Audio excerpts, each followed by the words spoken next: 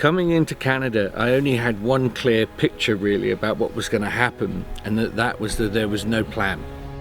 For almost 3 weeks, all the way from Nova Scotia through to Vancouver Island, I would just take my imagination out where the buses don't park and see what happens.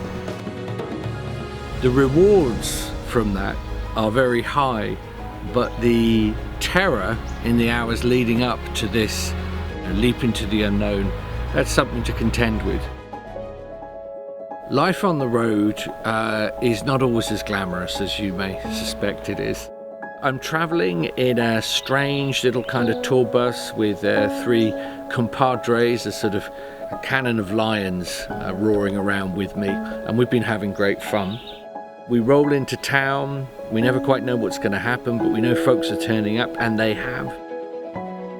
I've been in barns, Masonic halls, lecture theatres, community centres, and I just step up there, and luckily I'm looking out at usually a sold-out crowd of radiant Canadians. There's some sort of group feeling that happens, some murmuration that happens that I really love. So the whole thing has been a weave of personal stories, many of which I've never told before in public, some I shouldn't be telling in public, and then somehow a myth or a folk or a fairy tale will attach itself to the wingspan and we're off. The name of the tour is Codes from the Old World, and the question is, do myths have codes in them? Well, they do, because every myth is a ritual enacted through the jaw. And every ritual is always codified to some degree. And long before we had books, the way we created systems about how to live, how to breathe, how to dream, we impacted them in the storehouse of stories, hence the title of what we've been doing.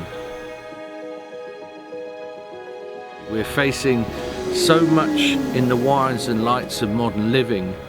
For us to gather as we have night after night across Canada and do something that our own relatives 10 generations, 20 generations, 30 generations back would recognize, that is a sacred thing. It's exhausting, the stakes are high, rewards are great.